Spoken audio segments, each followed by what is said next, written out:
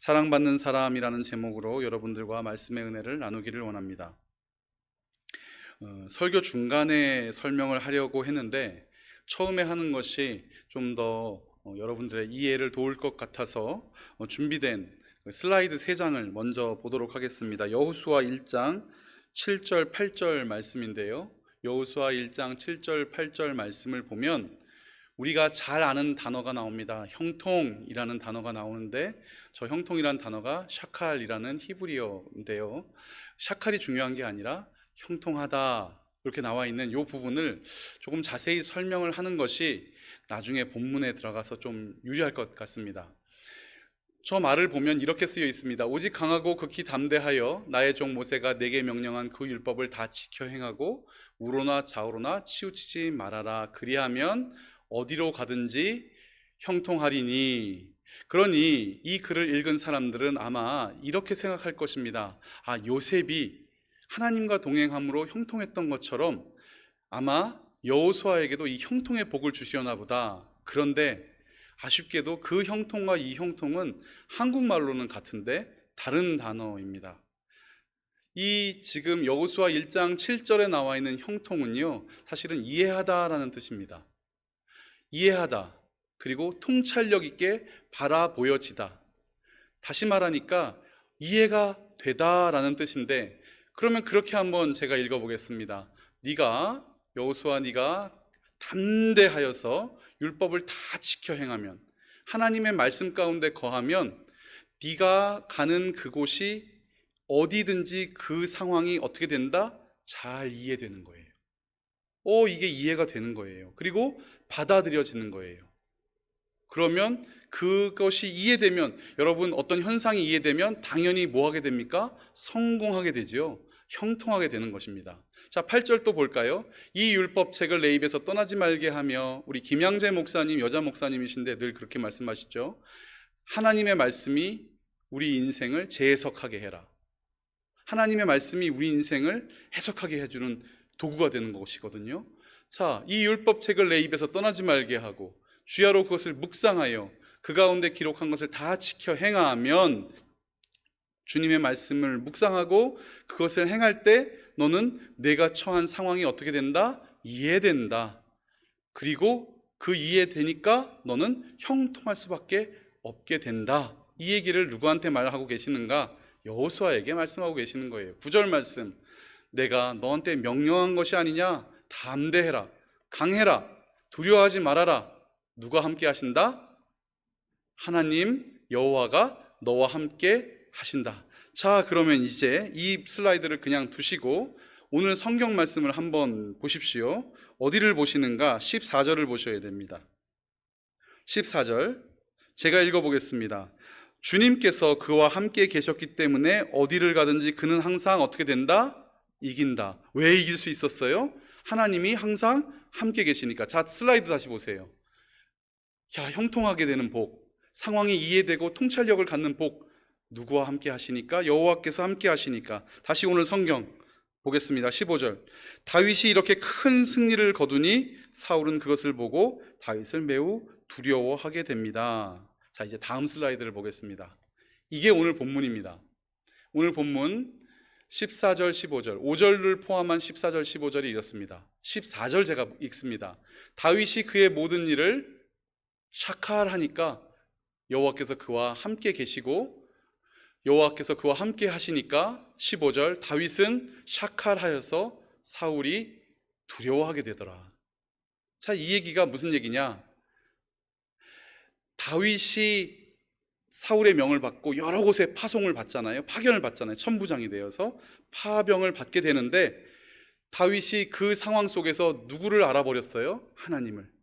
하나님이 내게 왜 이런 일을 주시는지, 나로 왜 양치게 하시는지, 아빠를 통해서 왜 이 떡을 가지고 형에게 가게 하셨는지, 그리고 골리앗은 지금 왜 저렇게 외치는데 나는 무엇을 해야 되는지, 이 상황이 이해가 되니까, 이 상황이 받아들여지니까 다윗은 어떻게 할 수밖에 없었다? 담대할 수밖에 없었다. 여러분, 우리가 이 땅을 살아갑니다. 이 땅을 살아가면서 우리가 이 땅을 왜 살아가는지, 왜 우리 삶 가운데 하나님은 친히 개입하시고 이 어려움 속에도 우리에게 은혜 주시는지 여러분 이해가 되면, 다 이해가 되면 우리는 성공할 수밖에 없는, 형통할 수밖에 없는 인생을 살아가는 거잖아요.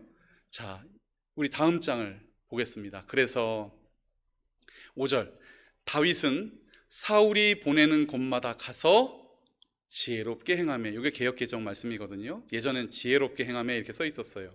그런데 이것은 사울이 보내는 곳마다 가서 어떻게 된다? 형통한다. 15절, 다윗이 그의 모든 일을 형통하게 행함으로 14절 15절, 사울은 그를 두려워한다. 자, 이제 이 사전 지식을 머리에 넣으시고 오늘 성경 말씀을 보도록 하겠습니다. 자, 55절 말씀부터 한 절씩 여러분들과 함께 보도록 하겠습니다. 사울은 다윗이 블레셋 사람에게 맞서 나가는 것을 보면서 군사령관 아브넬에게 물었다. 아브넬 장군, 저 소년이 누구요? 그런데 56절, 왕이 다시 말합니다. 저 젊은이가 누구요? 58절 보니까 다윗에게도 묻습니다. 소년이요. 이 성경에는 없는데 히브리어에 써 있습니다. 소년이요, 누구의 아들이냐? 누구의 아들이냐? 지금 사울은 소년이라 불렀다, 젊은이라 불렀다, 소년이라 불렀다, 왔다 갔다 합니다. 왜 그럴까요? 자, 이제 18절부터 이어지는 이야기들을 다 들으시면 조금 이해가 쉬울 것 같습니다. 18장 1절부터 여러분들과 또 이야기를 이어가겠습니다. 다윗이 사울과 이야기를 끝냈다. 그 뒤에 요나단은 다윗에게 마음이 끌려 마치 제 목숨을 아끼듯 다윗을 아끼는 마음이 생겼다.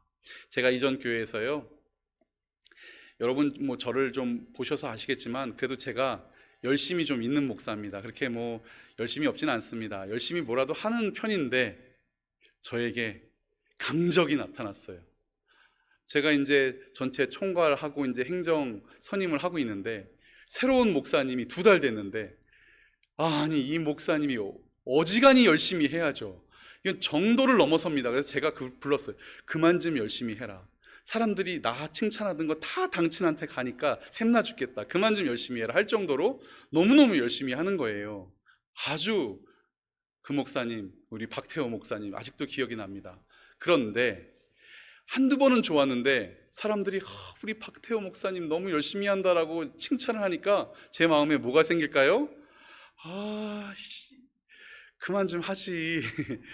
여러분, 어떻게 하면 되는 겁니까? 제가 더 열심히 하면 되죠. 그 칭찬 받고 싶으면.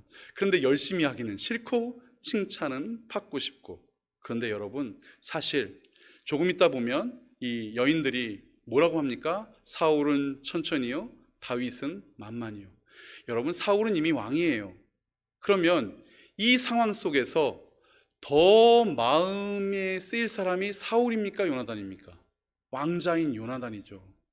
아빠 뒤에 내 이름이 붙어야 되는데 아빠 뒤에 어느 목동의 이름이 붙어버리니까요. 그런데 오늘 요나단이 어떻습니까? 첫째, 여러분들과 이 말씀을 나누고 싶습니다. 첫째, 다윗을 사랑하는 요나단, 다윗을 사용하는 사울. 요나단은요, 다윗과 같은 사람이에요. 그래서 요나단은 하나님이 어떤 분이신지 알아요. 그러므로 다윗을 시기하지 않습니다. 여러분, 우리 교회에도 이렇게 칭찬받는 사람이 있잖아요. 그런데 그 칭찬이 시기할 게 아니에요. 그 사람이 열심히 해서 부서가 잘 되고 전도회가 잘 되고 교회가 잘 되면 우리 교회가 잘 되는 거잖아요. 그러면 칭찬받는 사람이 많아지면 우리 교회가 행복하고 우리도 행복한 것 아니겠습니까? 요나단은 그런 마음이었던 것 같아요. 그래서 1절 보니까 18장 1절, 요나단은 다윗에게 마음이 끌려 이렇게 되어 있는데, 이 끌려가 이 니트, 조직하다, 이 뜨개질하다 이런 뜻입니다. 다윗이랑 요나단 마음이 뜨개질하듯이 그냥 꽉 엮여버린 거예요. 그래서 마치 자기 목숨을 아끼듯 다윗을 아끼게 됩니다. 요나단에게는 시기의 마음이 안 들어요. 왜 그렇습니까? 사랑하니까. 요나단은 다윗을 사랑했습니다. 요나단은 다윗을 사랑했습니다. 그런데 2절, 사울은 다윗을 사랑하지 않고 뭐 하려 했다? 사용하려 했다. 사용하려 했다. 어떻게 아는가?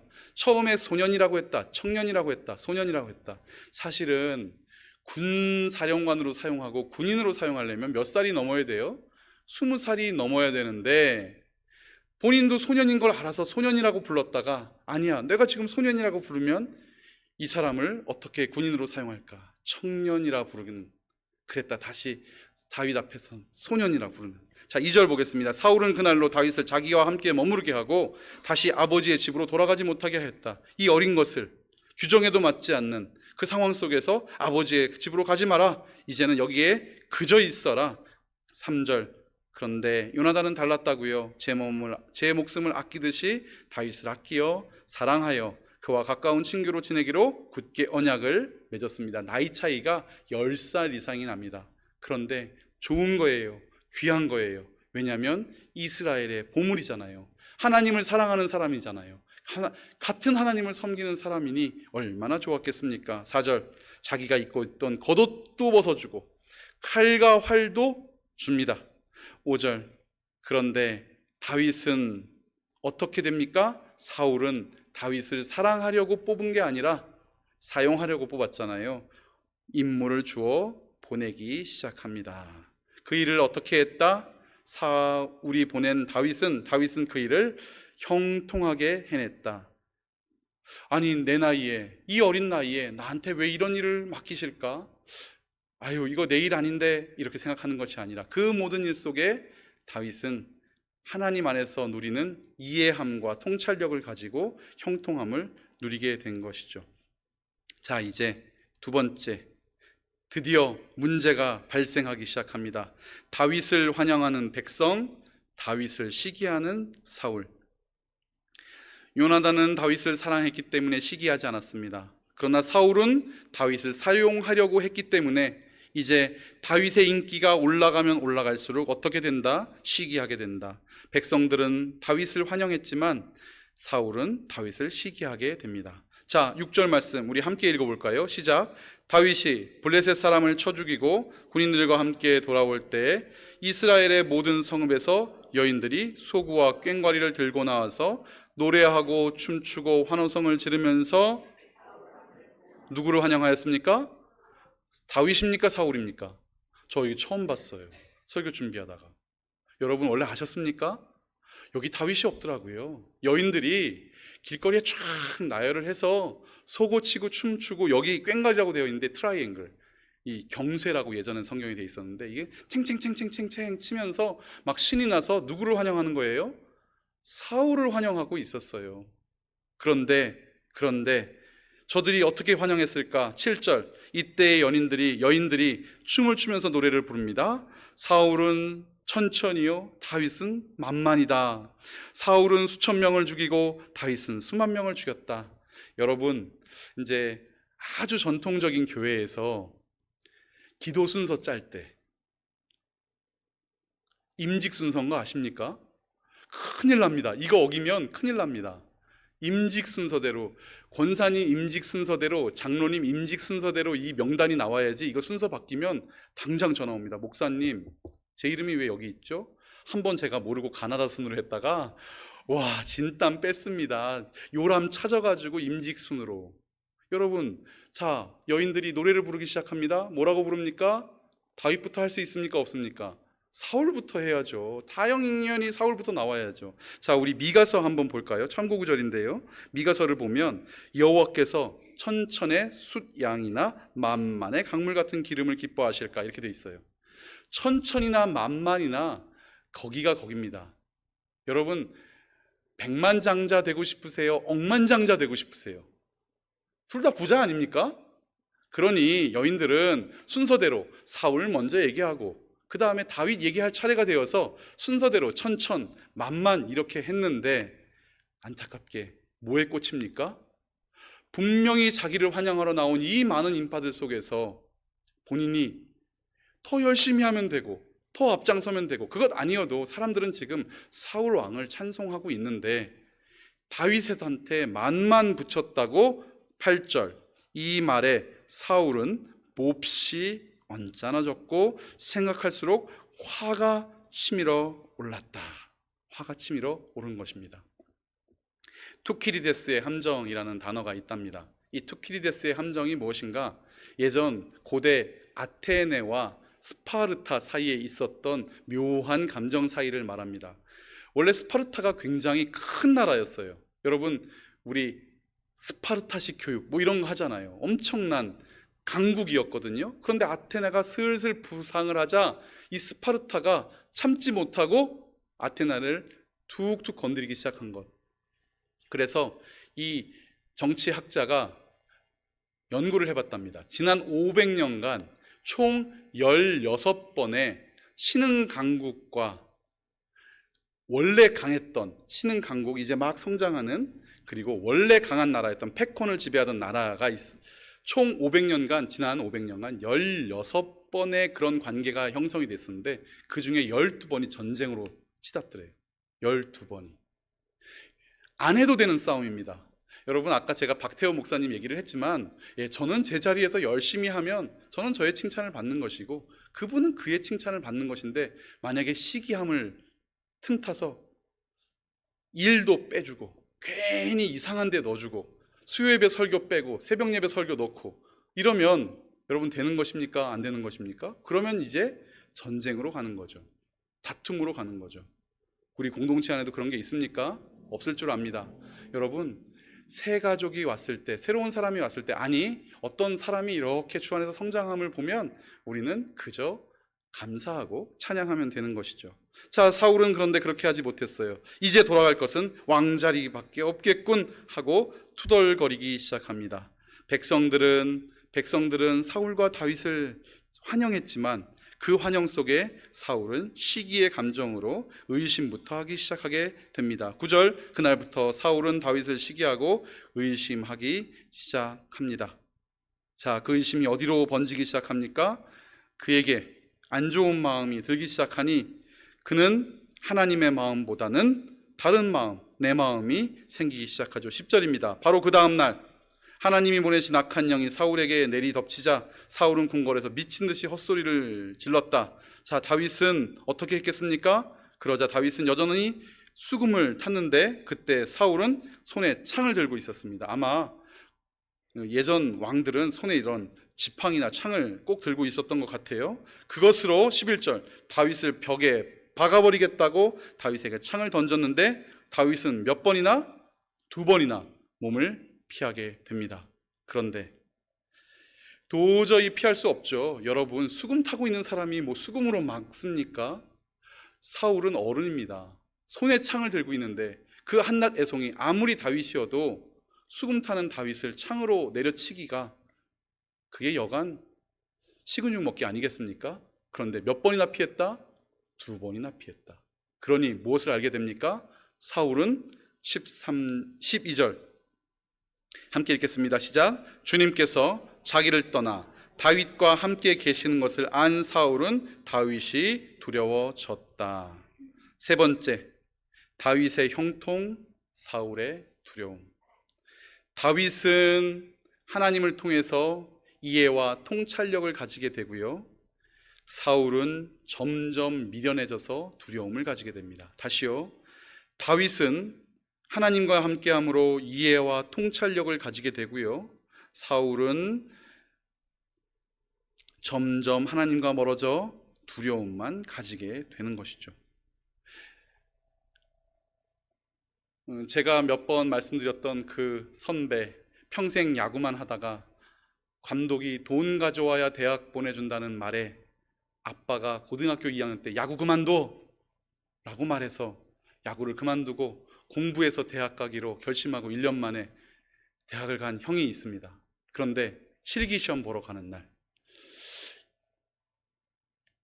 이제 여러 가지 기초 과목이 있거든요. 테니스를 전공했으니까 테니스도 해야 되고 이제 뭐 체력장도 해야 되는데 수영이 있었대요. 수영. 여러분, 수영은 그렇게 쉬운 종목이 아니잖아요. 근데 마침 같은 레인에 전국체전 1등 한 사람이 서 있는 거예요. 이거 얼마나 긴장되겠습니까? 실기시험을 보는데. 여러분, 근데 하나님과 동행하니 돈 주면 연세대학교 보내준다고 했는데 연세대학교 못 가도 좋으니까 그 야구 때려쳐. 그 아버지 신앙도 참 대단하고, 그거 내하고 1년 동안 묵묵히 수학은 찍고 영어도 찍고 한자 외우던 그 형도 참 대단하고, 그런데 실기시험 보러 갔다고요? 자, 그런데 와서 하는 말이, 내가 전국체전 수영 1등 한 애를 이겼어. 여러분, 실기 1등 해버렸어요. 전체 실기 성적 1등. 그런데 그 형이 이 필기는 좀 안 되잖아요. 그래서 수석은 못했어요. 그날 테니스를 치는데 이 얘기 하려고 시작한 겁니다.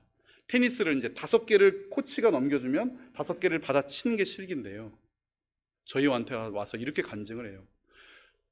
저는 테니스를 못 치는데요. 테니스를 치는 분은 아십니까? 테니스가 라켓에 탁 맞는데 이건 자기가 치는 게 아니래요.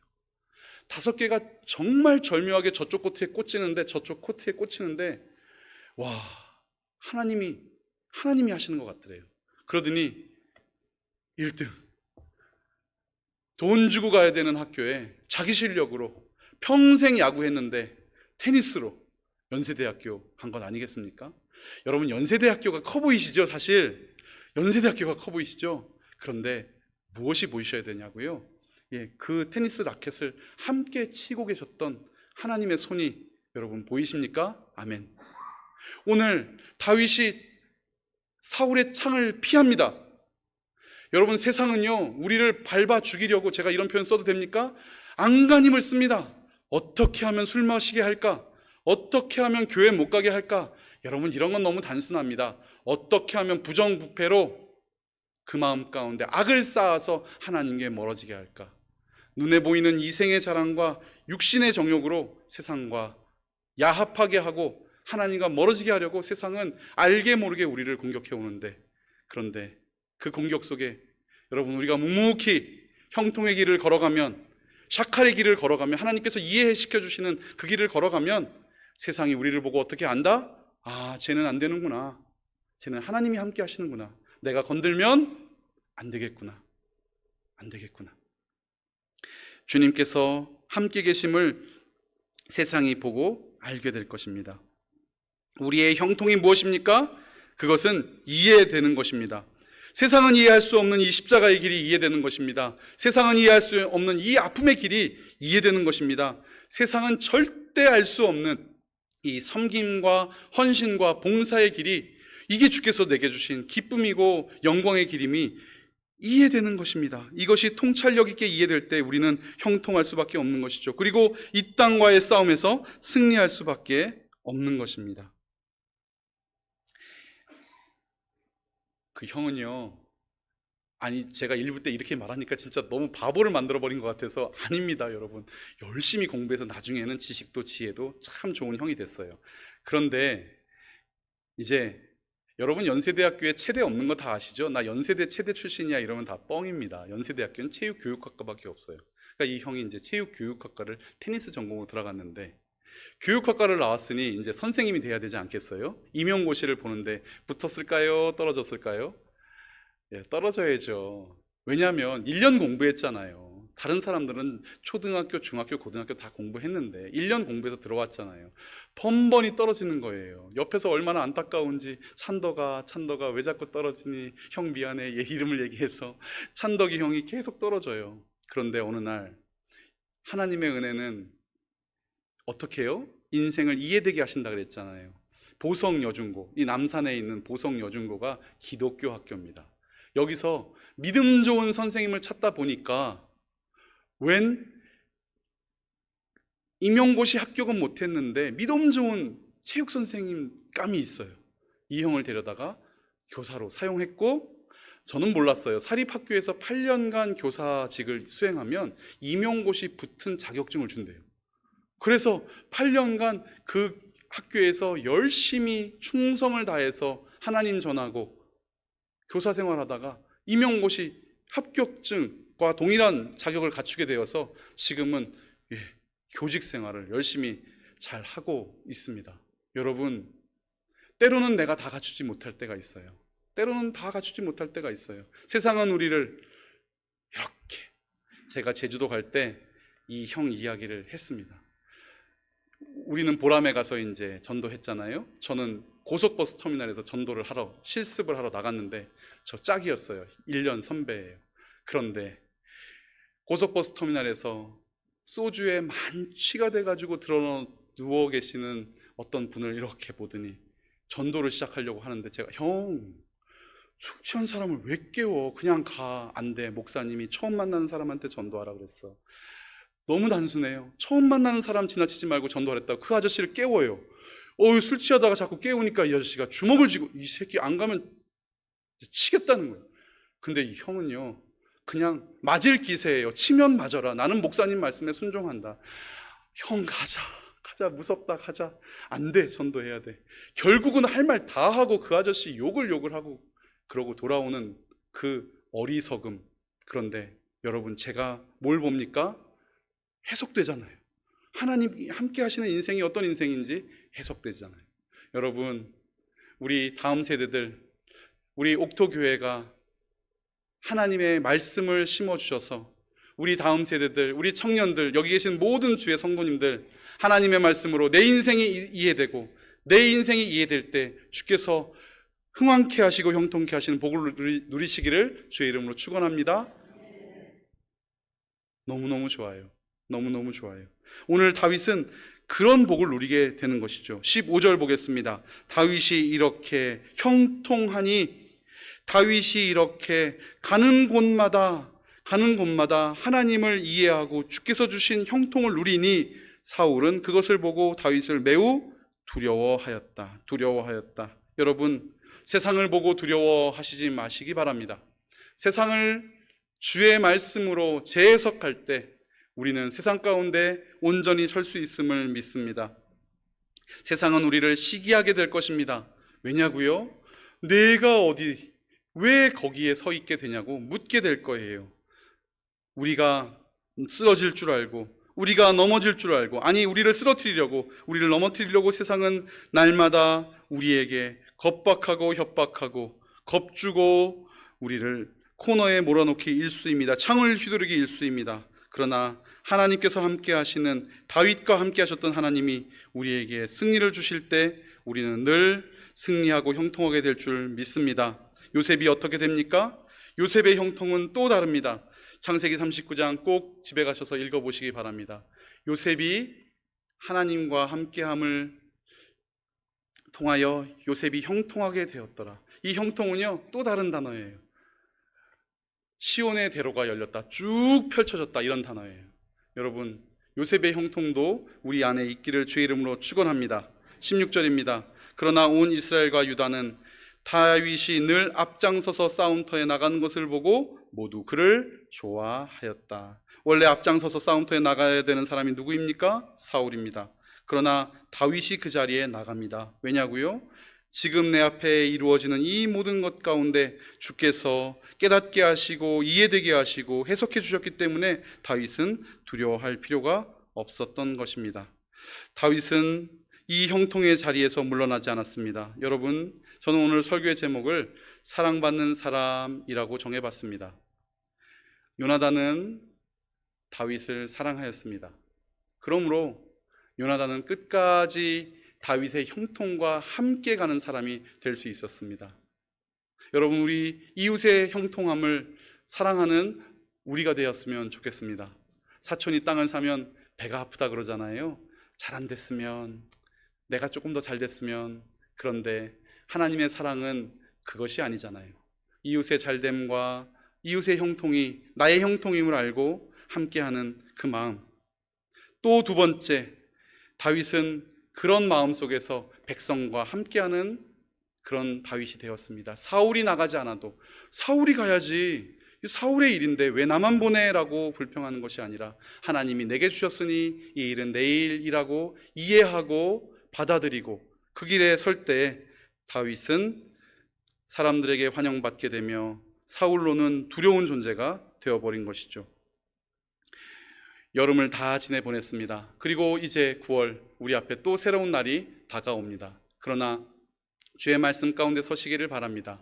하나님의 말씀에 우리가 설 때 하나님의 말씀은 우리의 삶이 이해되게 하실 것이며 이해되는 삶을 살아가는 우리로 형통케 하시고, 세상은 우리를 두려워하지만 우리는 담대하게 하나님께서 주신 그 길을 묵묵히 걸어가게 될 줄 믿습니다. 그러므로 여기 이 자리에 계신 모든 성도님 여러분, 하나님 안에서 주의 말씀 가운데에서 형통하는 삶, 그 형통하는 삶을 통하여 이 땅 가운데 하나님이 우리와 함께 하심을 반드시 드러내는 귀한 주의 자녀 되시기를 주의 이름으로 축원합니다.